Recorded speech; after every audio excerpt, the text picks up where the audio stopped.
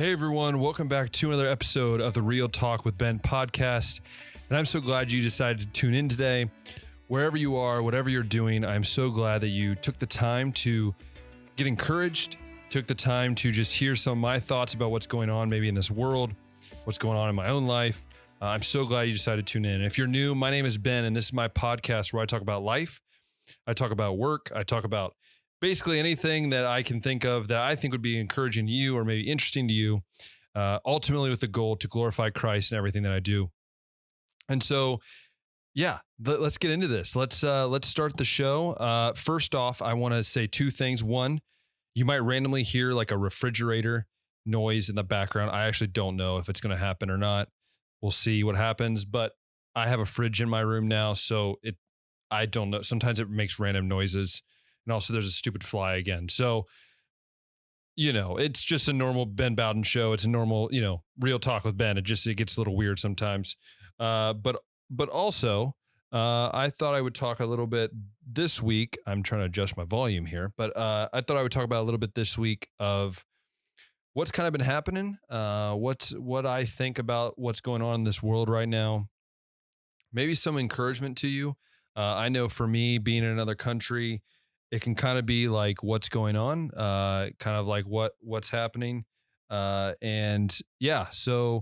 this is what I'm going to talk about today. I hope it's some encouragement. I'm not going to try to get too political or anything. I'm just going to talk about life, I guess. But first things first, I guess it's sort of a sad thing, but sort of not. Anyways, basically what I want to talk about today is just everything that's going on in this world. From the election that's coming in the States to COVID to some personal things that I've gone through this week, or really yesterday as you're listening to this, if you're listening to this on Thursday, and just really life in general. And I think the main thing that I want to talk about is the fact that life is going to be hard. And even when you think it's going great, there's always that chance that it's going to get rough. I remember a saying that I think I had a former teacher or professor, they used to say this. They said, life is going to be just as easy as it is to be the smartest person in the world. And I thought it was very interesting because I never heard that analogy before. And it's very interesting because I think sometimes we think life is going to get easier, or maybe we hit a patch where life is easy. And I think of it as maybe an exam or a subject that you do really well in, but all these other subjects start coming up and you start struggling. It's that whole concept of, it's not going to be easy. It's not going to be perfect. And that's really what I feel like this whole world right now is just going through this whirlwind. And I'll get to the end. I'll kind of share some things that I think, we can do as Christians, as believers, and ultimately just, as people in general. But first off, I want to talk about just something close to my heart. My friend Adam Jakob and Annie, you've seen Adam here on this, not on the podcast. He's never been on the podcast, but you've probably seen him on some of my YouTube videos. You've seen him in some of my vlogs that I did a year ago. As you know, he's a very good friend of mine. He's actually one of the big reasons why I'm here in Hungary, why I'm serving. He encouraged me about a little less than a year and a half ago, to pursue this, to start thinking about raising support. And little did I know that I would be here, a year and a half later or so. And so I say that because Adam and Annie have decided that God, they feel God is leading them in a different direction. They have left Word of Life Hungary, and they actually, as you're listening to this, they've probably been back for a day. They're just stupid gnat. They've probably been back for a day. I don't really know. But on Wednesday, they were leaving Hungary, and I got to see them on Tuesday night, and it was a weird feeling for me. As you know, I've been coming to this country for 7 years and continuing, and I always left in the summer. So I always had the feeling that I think some people have with seeing him leave, of the fact that it's hard because your heart is here. For Adam, this is the place he's known. He grew up in Hungary. He knows this place. This is home. Thinking about Adam and Annie, both their relationship started at Word of Life and it's continued through marriage. And then little Nathan has really no clue what's going on. I'm for sure of that. Dang that. Um, but anyways, I wanted to share because even though it's going to be hard for me and the fact that I'm going back to the States in 5 months, I'm going to be able to see them hopefully once or twice. But then my plans come back to Hungary. So in a weird way, I have it kind of in a weird kind of feeling, but it's hard. It affects people working here. It affects, I know myself, it affects the way, this week's gone, just processing.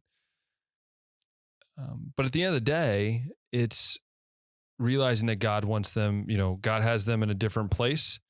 God has them in a place of a different ministry. And I think that is something that I've had to remind myself. I've tried to encourage others as well. But it's still hard. It's the effect of someone leaving that has meant one to a ministry. I mean, he's been director of the camps for what, 3-4 years now, something like that. He's had such a huge impact on the youth of Hungary, and it's going to be a loss. It's going to be a huge loss. But I know Mishi and the team, they'll do great. They'll continue to do great without him. But it's still hard to think. And I'm going to kill this gnat if I see him again. Here he is. Got him. No, I missed him. Anyways, I think about, Adam and just the effect that it's had on me over this past day. It's been hard.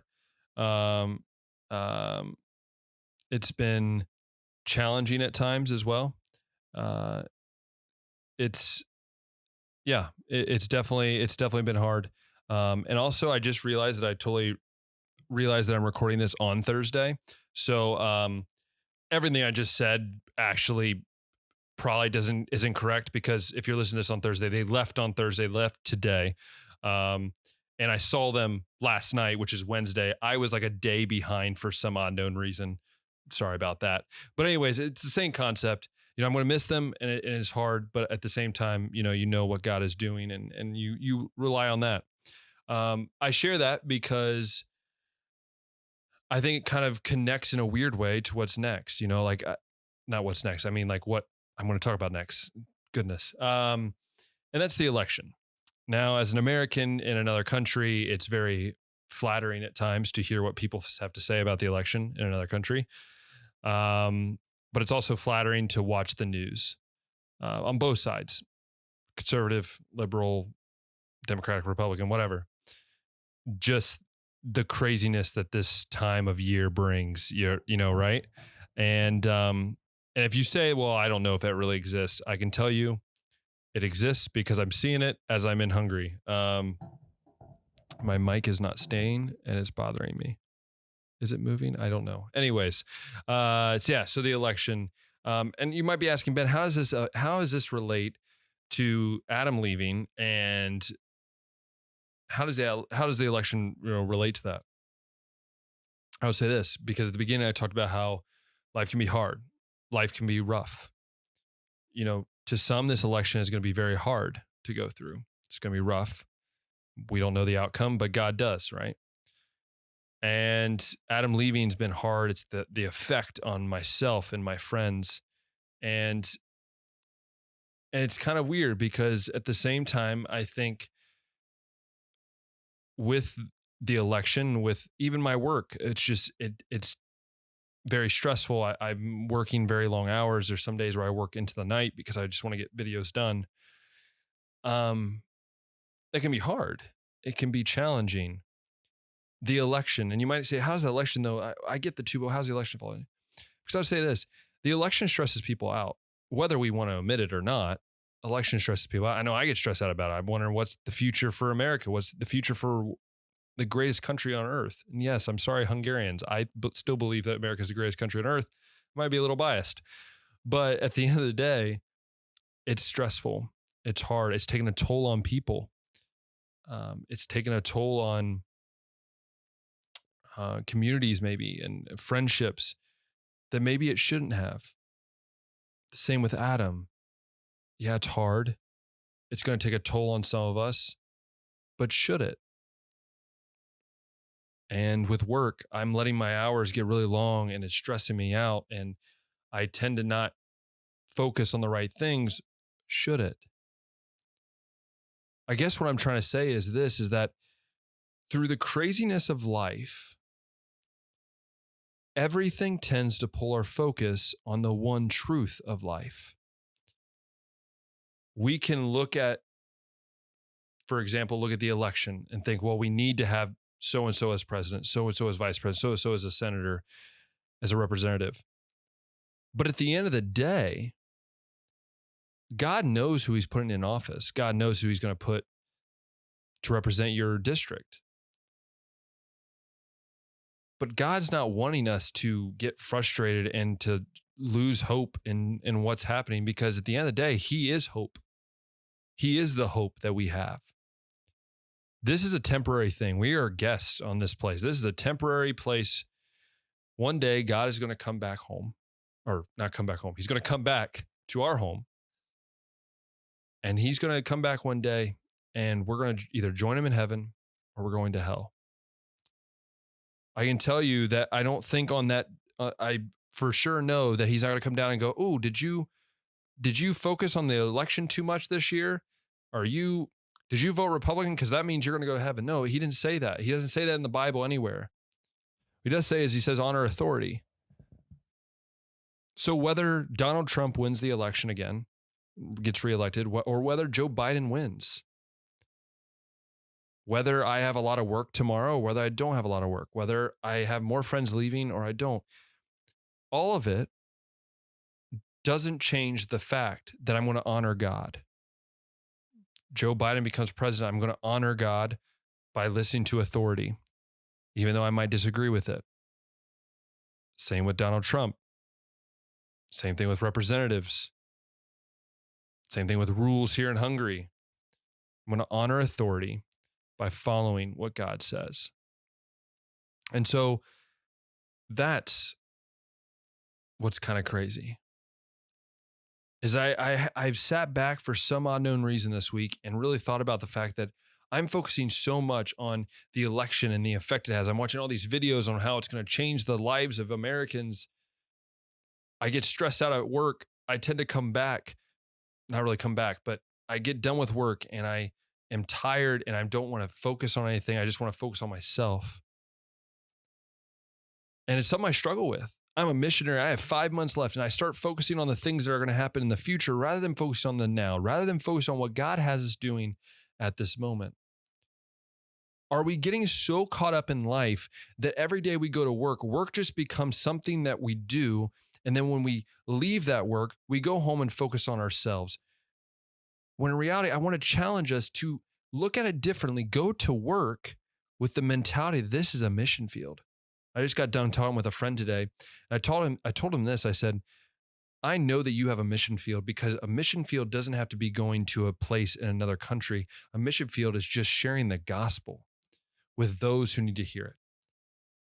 So I think about, if we're allowing the election to affect our life, if we're allowing myself to have a friend leaving who's actually following what God has put on their hearts, if it's affecting myself to the point when I can't get through a day without getting frustrated or not understanding, or work, or getting frustrated at work, or getting frustrated at life, if I allow all these things to build up, then it doesn't matter if I'm a missionary by occupation or whether I'm just a worker that is trying to do a mission field where I'm at. It doesn't matter at that point, because you've lost the idea of that. And I think it's something that's been very fascinating. And I talked with a guy that I'm mentoring here in Hungary. We talked about being all in. We were reading a book, and it's called The Gospel Primer. It's a great book. It talks about being all in. But even more than that, I actually watched a chapel at Cedarville University, where I graduated from, and Dr. White talks about owning it. We can't have other people help us own our faith. It's our own salvation with Christ. I think that applies to the same thing of being all in. If we're allowing people leaving our lives to get frustrating, to affect our walk with Christ, if we're allowing an election that honestly, at the grand scheme of things, means absolutely nothing to eternity, or we're allowing work control us and really push us to the brink when you're working 13, 14 hours a day because you want to get work done instead of taking the time to not only rest, but focus on Christ more. I'm realizing that every single day, I need to be more focused on Christ and less on Ben Bowden. And if I can do that, then I think that you're down the right path, right? And so I pose the question is, how can you handle the craziness of life, but at the same time, still honoring what God wants us to do in our everyday lives? And I remember a quote that I can't quite remember where it came from. I think it was a class I had in college. And it's just kind of a goofy quote, but I think it hits so well. It says, sometimes we need to slow down and just give it to God. And now to some that might seem kind of goofy and to some that might just seem a little weird, but I think it's so poignant because it's sometimes we just need to slow down, stop worrying about life and give it to God. Because at the end of the day, God knows what we're going to do the next day before we even knew what's going to happen. He knows when the last day on this earth is going to be. He knows what I'm going to do in 6 weeks. We don't. And I always think of what my Sunday school teacher used to say. I think if we knew what God was going to do, we probably wouldn't believe him and we probably wouldn't want to do it. And that's what makes God God. So friends, I sit back and as I look as the election is coming here in this next week, the election's coming up on Tuesday. As the election's coming up, I pray that you don't focus on the election results, but focus on how you might be able to glorify God through what you do. Let's say you're a Trump supporter and you see Joe Biden wins. How do you respond? How do you reflect Christ's glory to those around you? Same vice versa. No matter what your political view is, no matter what you believe in, no matter what your work life is like, everything we do must be focused on the glory of God and owning every part of our salvation. And that means doing the extra, doing what you know you need to do. The idea of stepping out in faith and saying, I'm going to share the gospel with that worker that I've seen for the last 7 years as I've worked here. Maybe it's that bus driver that you always see pick up your kids for the last 10 years. Maybe it's that homeless man on the side of the street that you're too scared to go up and talk to. And ultimately, maybe it's yourself. Maybe you haven't truly owned it yet. Maybe you haven't truly went all in because you still want to have that grasp of something earthly, something worldly that gives you satisfaction. But am I right when I say that when you grab that, after a while, it gets kind of old? After a while, you don't want to walk towards that anymore because it's old now. I want something new. Can I tell you that God never gets old? That his glory and his blessings go above and beyond anything we'll ever expect. I can tell you this from someone that came here to Hungary on March 3rd, and within 10 days, quarantine was happening. People were being sent home. The country was shut down within about 3 weeks of me being here. I thought that this whole thing was just a mistake, but then I doubted God and I saw God work. I saw God use me and mold me. I can tell you this, that Ben Bowden, when I come home in March, I am not the same Bowden that left last March. I can tell you that within only about 7 months that I've already grown so much, and I can't believe what's going to happen these last 5 months. I talk about Rebecca a lot. I never would have met Rebecca if it wasn't for COVID. I never would have understood my faith in the way I do now if it wasn't for COVID and truly sitting back and not relaxing, but truly sitting back and realizing the struggles that I had. So I want to challenge you to sit back, whatever you're doing, sit back and ask the questions. Are you owning your faith? Are you understanding your faith? Are you living out your faith? Because if you want to be all in, especially in this crazy time that we're living in, especially if you're an American, that you're living in the United States, you voted, and you're so nervous about this election, stop worrying about it. I've had to remind myself that I can be so worried about something that I have no control over. I have absolutely no control over it. What I do have control over is my faith and the way I can be a witness in this time of craziness, stress, tiredness. No matter what political side you stand on, no matter what you believe in, no matter where you're from, it does not matter. The God that I serve is the same God that you serve. So friends, family, I beg and I pray that you will take this time that might be crazy for you. Maybe it's just crazy for me, but I'm sure it's crazy for you as well. Take a step back from work, focus on your life, focus on your family. Time is too short. Life is too short. Time is too short to focus on yourself. You need to sit back and focus on Christ and say, how am I going to live out for Christ today? If you look back on today and you realize that, wow, I didn't really live out for Christ, then I pray that the next day you will do it, because you never know when God's going to call you home. Cedarville just experienced that with a professor that died suddenly. I mean, one day he's teaching classes and a few days later he's in heaven with Jesus. But you don't know when God's going to call you home. And I have to remind myself that every day. And I'm continuing to grow in that area. So I challenge you all to focus on that and try to really understand, are you truly focused on Christ? Are you owning it? So how do we handle the craziness of Christ? The craziness of life, not the craziness of Christ. Ben, watch your wording. How do you handle the craziness of life? By focusing on Christ. Let us all go out there in these next few weeks, months, years, and own our faith. So ultimately we can show the glory to others of the Lord Jesus Christ, the person we serve, the person we honor with every single day. And so I hope you've been encouraged. I hope you've been challenged today. I know I've been challenged in the last few days, so I hope you have. And so I want to say, first off, thank you so much for listening. I hope you'll come back again next week. I hope you'll stay tuned for new things that are always coming out on my YouTube channel. Obviously, new episodes that come out here on my podcast. And so once again, I want to remind you that if you love this podcast, if you love these episodes on Spotify, on Apple Podcasts, make sure you kind of put it where you could see it, favorite it, make sure it's there. If you're watching on YouTube and listening on YouTube, then click that thumbs up button, hit that subscribe button, hit that notification bell. And that's going to allow you to see everything that's going on. It's going to allow you to see new videos are coming out, new ideas that might be coming out, videos you don't like, videos you do like, old videos, all of that. So I hope you'll stay tuned for more of those that are going to be coming out in the future. So once again, I want to remind you of this, that we serve an amazing God, that he is faithful and you can trust him. And as always, we'll talk next time.